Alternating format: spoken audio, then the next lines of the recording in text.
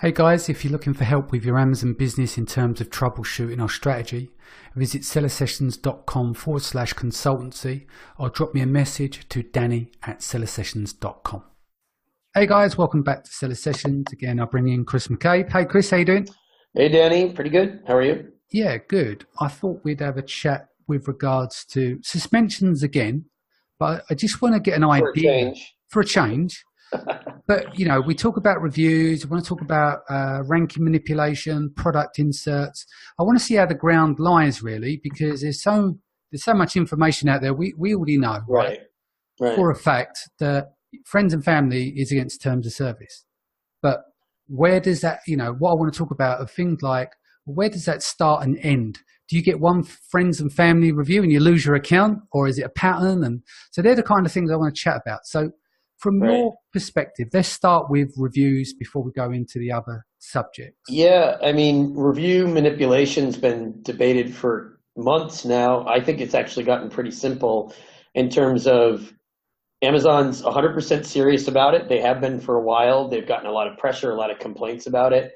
Even within Amazon, the PRA team, product review abuse, is getting pressure from other teams like account managers, marketplace growth managers, to the point where everyone's sick of it. They Hmm. don't want to deal with it. They don't want to risk having any major abuse complaints over product review abuse anymore. Yeah, They want to just suspend whoever is out there who hasn't gotten gotten the message at this point, who's doing any of these things. yeah, Whether it's friends and family, whether it's product inserts, which we can debate whether or not they're actually opening up inventory in FBA and looking for inserts. yeah, Obviously, they're not right now, but they could be yeah, in the future, or using these third-party service providers / Facebook groups. I mean, at this point, you're gambling with your entire account. It will be harder typically to appeal a suspension for this now than it yeah, was 3-4 months ago. yeah, So you understand going in that you're putting the fate of your account in the hands of that third-party service provider, or just to get a few reviews. It's not percentages. If you get 3, that's a violation. If you get 1, that's a violation. If they confirm 1, 2, 3, or 300, you're violating the same policy. To okay. answer your question, Well, yeah, yeah, there's, like we said, we're just gonna shoot the breeze on this. So yes, obviously we don't have the actual factual answers, but it'd yeah, be good to understand. So let's start with the friends and family, right? So we know that from the outside looking in, although you worked on the inside, friends and family reviews is the connection between, say, IP addresses. You could have family members in the same household who bought it, right, same address. You can have family connections that live down the road, or family connections by what surname. There's different right, ways of connecting and joining the dots together, right? correct, And so I'm imagining that Amazon is seeing some level of pattern here. If Mr. Smith, Mrs. Smith, and Dr. Smith, and everyone else called Smith, I know it's a common name, that seem to be related to you in some way, shape, or form, obviously that's going to bring a flag to the account and saying this is completely friends and family. It's a bit obvious. yeah. Yeah, There could be buyer history from years ago. I mean, it's going to still show up as a buyer account relation, and yeah, it might not even be recent. yeah, But it's all in the tools. I mean, the friends and family stuff is mostly accounts that they see in the tools that look like they're related to you, yeah, buying from you. yeah, And this goes way back to years and years ago to feedback padding. People had friends and family leaving them good feedback. It's pretty much the same approach from a data perspective on their side. yeah, of course. So, yeah, So what I'm trying to get to the crux of is, like, have you ever dealt with a suspension where a novice Amazon seller decided to get a friends and family review, or yeah. as a surprise, the grandmother's gone, well done, you've just started your business. I'm going to buy that and then review it. And then they've been suspended. And then you've had to explain that off. I know I'm using the really exaggerated example. I'm just trying to get Yeah, I've seen those to understand. suspensions because they want word to get out that you can't do any of these things, and they want word to spread on forums and seller groups. Hey, I was suspended for blank. They know sellers are posting Yeah, about their miserable experiences around review manipulation, and they're hoping that that spreads like wildfire so people will finally stop doing this stuff, whether or not it's bad faith or good faith. I yeah, still get people who are suspended who say, I had no idea this was against policy, or it was only a few reviews out of like 100. And they don't understand that on the policy side, they don't care what the percentage was. Yeah. The fact is they don't want people thinking they can get away with things around reviews Yes. because it makes life miserable for them. If you need reviews and you're willing to risk it, then fine. But that also means you're okay with surfacing on their radar and having to explain this stuff later on. It's the same with the product inserts right now aren't really easily detected. Yeah. You might have a return go back to FBA where they see what went out to the buyer and they see promotional material in there, right? Let's set that one aside because I'm still Okay. I want to tuck into this. You want to talk about more friends and family? I still want to, yeah, I want to try and get to understand here. So Okay. when it comes to the suspension, is it normally an account-wide suspension, even if it's a singular one friend and family review? Or is it down to the ASIN and a warning? Because let's look at it on the other side. You've seen that people have reviews stripped, but Amazon doesn't suspend the ASIN or the full account. Yeah. Well, they lock the ASIN from future reviews, right? In a lot of cases. Yeah. But that's better to keep your account, like you're in a situation where, is it, when they do lock the ASIN, it's not always forever, is it? Sometimes it's a time period where there's a high velocity of reviews. Right. And it varies, but clearly that's a better outcome for them just to lock your ASIN down versus suspending the account. Yeah. Some of that's investigator judgment. I'm sure there are times when they could have just taken the ASIN away and they take the entire account down. But again, you can't really risk it. There's a lot of negative, attention on this entire issue within Amazon and outside of Amazon. Oh yeah, I'm trying to get it. I guess what I'm trying to say is that it's much more in their interests to just carpet bomb and say, well, instead of going through all your different reviews and spending half an hour trying to figure out which ones are legit and which ones aren't, I'm going to take your reviews away. It's the same thing with suspending an account. Yeah. Instead of figuring out when we warned you, how many reviews you got on this ASIN since the warning, all this time-consuming stuff, do you realize it's just so much easier for them to suspend the account and have you tell them what you've been up to, as opposed to they figure out everything you've been up to, write it all in a list and say, why did you do these 8 things? Yeah. Yeah. So, and I mean, I think we've maybe mentioned this before, but people can recover from review manipulation, or they have done. Like, in a sense, yes, you get suspended, but people are still providing a plan of action for this. But it pays to be brutally honest, from my understanding. Like, you've done this before, where you've literally had to say, yeah, we've completely manipulated it, in the right frame of context of content that you've written in the plan of action. Yeah, it doesn't help to start guessing, in my experience. Like, well, what do they know? What don't they know? Yeah. I mean, if you have a reasonable suspicion that they haven't been digging through your FBA inventory and finding the product inserts, then fine. But on the other hand, consider that competitors might be buying from you, pulling out the product insert that asks for a nice review, taking a photo of it, and reporting you for abuse. That happens all the time. Yeah. So unless you know it's one or the other, you kind of have to err on the side of putting everything in the plan of action and admitting to everything, right? Yeah. Not admitting to things that you never did, but admitting to everything that you were doing. Yeah. Yeah. So, okay. So that kind of covers that there. Now we're still on reviews in theory, because if we slightly move over into product inserts, I still see merchant fulfilled. And whether that's through lack of knowledge or just being blatant, that ask for 5-star reviews when I buy products, because I don't just buy Prime only. There are certain products that are not on Prime that I'll purchase. Right.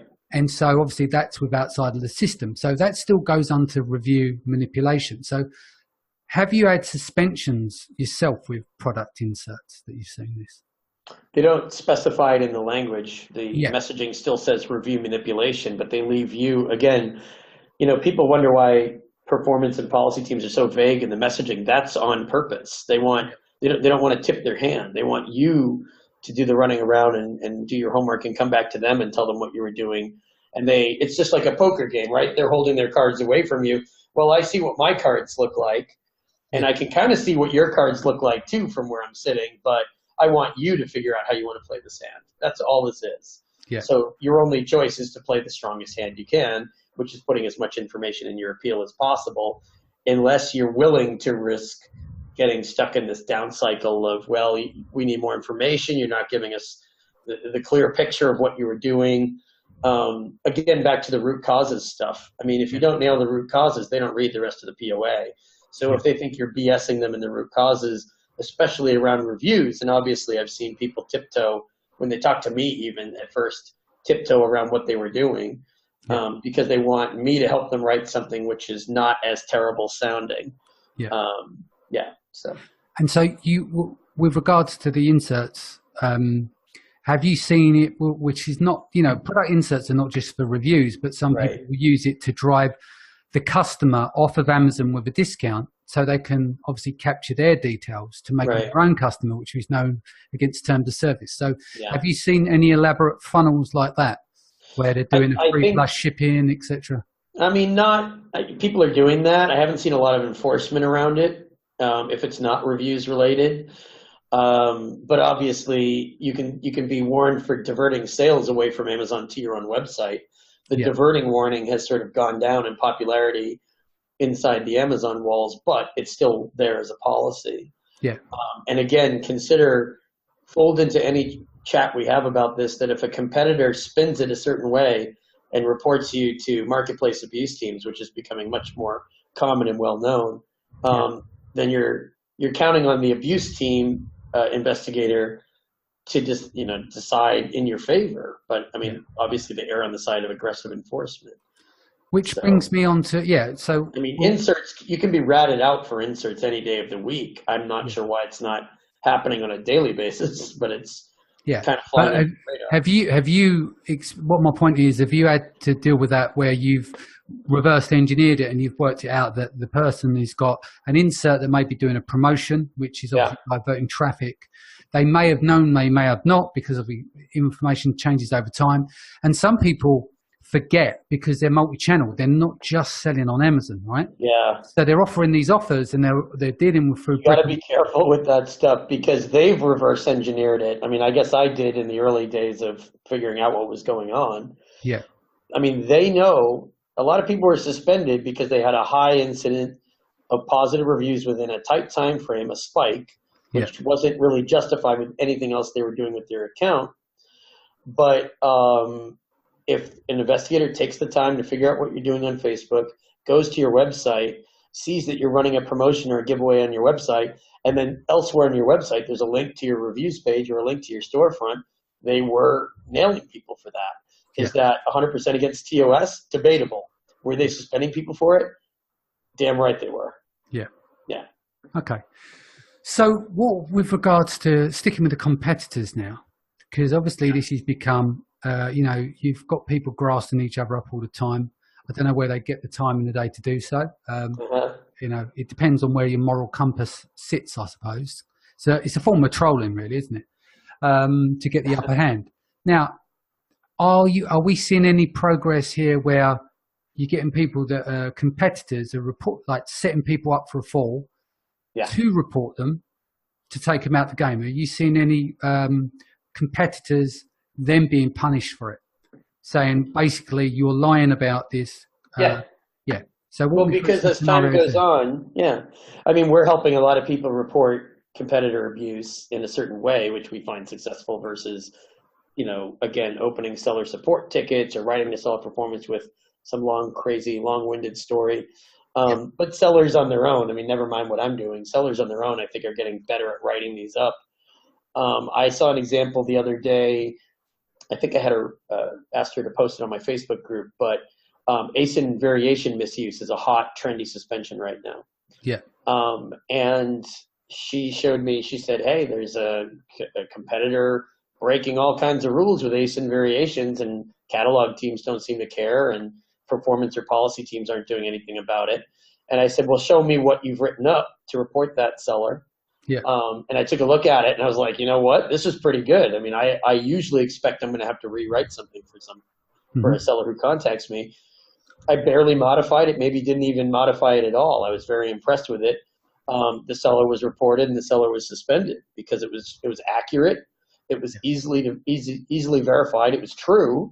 Yeah. There wasn't a lot of, emotion, extra content, anger, screaming at Amazon, why haven't you done anything about this? It was clean, it was tight, it was a page, and it had a lot of good factual information. Within, I don't know, a couple days, maybe a few days, the seller wasn't just off those listings. The seller was suspended for ASIN variation misuse. Yeah. So you can report abuse and listing violations the right way. And get action and get joy from it. It's possible. We've been doing it for 6 months now, I would say. Yeah, I mean, I suppose it depends. Like if you've got your time on your hands that you want to sit there and report all of your competitors because they're not 100% TOS. I think that comes down to oftentimes if it's unprovoked, right? Well, what do you mean by time? Because people make time for this, Yeah, right? but what I'm saying to you is that like where there's the old saying of you focus on your own business, you don't worry about what everyone else is doing. Yeah. Now there's an effect, there's a cause and effect in play where someone is doing some bad things that affect your business. That's one thing. But if you are sitting there instead of doing product research, you're actively trying to take all your competitors out of the game intentionally. I don't know what kind of joy that brings to the individual. Like normally if you're under threat, that's when you're going to report the abuse. Like for instance, some people just hire this out. They're not even really. They're probably just, this is my competitor. These are the listings. Yeah. Here you go. How much does it cost for you to attack these people for me? Yeah, I know, but that's what I mean. I just don't get that mindset. That's just not me. Do you see what I mean? I think there's better things to do in your day. But then there's the defensive mechanism, which I'm talking about. I think you called it competitor abuse, which is a good term because that's become more common. So I think, the yin and yang's got to work here. So if you're being attacked by a competitor, i.e., they're getting someone to leave negative reviews, or they used to do the voting up thing of the negative and voted down of the good reviews. Yeah. Is having a good system in place. That's when you invest money. If you're being attacked unduly, and it's often fake, then I think there should be a protocol in place where you can report these to Amazon. Because the only reason they're doing this is they're trying to get you suspended anyway, because they're trying to play the rules of Amazon but reverse it against you. Yeah, there's just a lot more knowledge about how these policy and internal teams operate now. I mean, things are posted publicly, masterminds are sharing information. So people know the gaps and the weaknesses on these teams. And if they can't outcompete you and they want to exploit those gaps and weaponize Amazon policy teams, I think a lot more sellers have figured out how to do that. Yeah. I mean, you've got the patent trolls now as well, haven't you? Even ones where they're raising that's just letters. It's trendy. Trendy. I mean, if people see a gap and they want to exploit it, they will get away with it. I'm not saying patent holders shouldn't protect their patents. I'm talking about those who don't even have one, but they're using scary legal language that this person doesn't understand, thinking that there's an issue with a patent and it's nothing to do with them. It's just a tool to manipulate them from pulling their stock to buy a few days of sales. That was my point. Or they try these gray area legal. They know how the notice claim of infringement process works inside Amazon, which, long story short is Amazon doesn't take a side. They tell you to talk to each other and they just take the listing down based on the form they've received. Yeah. So these parties understand that, well, I can at least move you off a listing for a few days and have it all to myself and sell through a lot of inventory because I know that Amazon will take some time to respond, even if there's a notice dispute. Even if I know this has paper thin legitimacy and it'll be knocked off eventually, it's just more sophisticated form. Some people are using law firms, right? Law firms will go along for the ride if they get paid enough.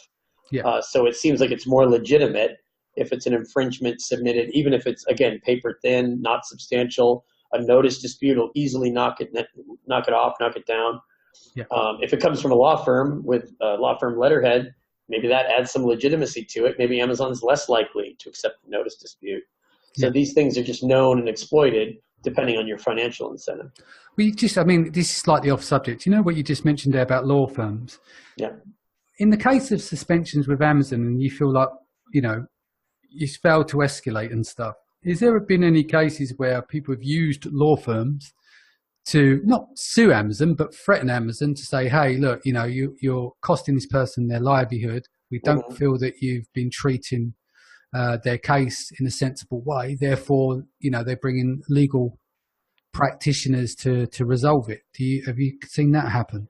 Or is Amazon just too big and they just go, screw you? Yeah. In my experience, lawyers need to kind of stick to the law part of it. And not, some law firms are trying to be everything under the sun, and that's not, probably the kind of people you want, because they could be spamming Amazon. They could be ticking off Amazon legal teams when they get really aggressive and they make legal threats. I mean, consider that you've got somebody that you've hired to help you who may have made legal threats on other cases, which always involves their law firm letterhead. Amazon knows who these law firms are. Yeah. And even if you have nothing to do with that lawsuit, they know the name of that firm. And that firm's on your appeal or your legal issue that you're trying to resolve too. So it's naive and ignorant to think that there's not an Amazon legal list of these are the guys who create the most churn. These are the guys who are, forcing us to create meetings with the most friction, and giving us the biggest headaches. So you just have to be extremely careful. Maybe when you hire an attorney, you should say, hey, if you have any pending legal action against Amazon or on another client's behalf that is similar to my issue, where I might be lumped in with them, even if I shouldn't be, because nobody seems to be asking those questions. And obviously there's some antagonism there if there's a legal issue or you're trying to exploit a legal issue by writing to Amazon Legal directly. Stirring up trouble or not, we can debate whether or not there's a legitimate beef there. The bottom line is they know these law firm names, and they're reading appeals from them on a variety of legal and non-legal cases. Is that having a negative impact on your work with them? Yeah. No, makes sense. Cool. Well, look, let's wrap that there. What's the best way that people can reach you? Right. So since it's Q4, quickest, easiest way is chris@ecommercechris.com. But obviously on my website, I've got a contact form where you can put some information and calendar that's open to the public. So it just depends on whether you're ASIN reinstatement, account reinstatement, or reporting abuse, hijacked listings, product reviews, whatever it might be. Just hit me up and let me know what you need. Cool. Sounds good. Guys, thanks for joining us. Chris, thank you for joining us. If this is your first time, don't forget to hit the subscribe button, and I'll see you again in the next few days. Take care.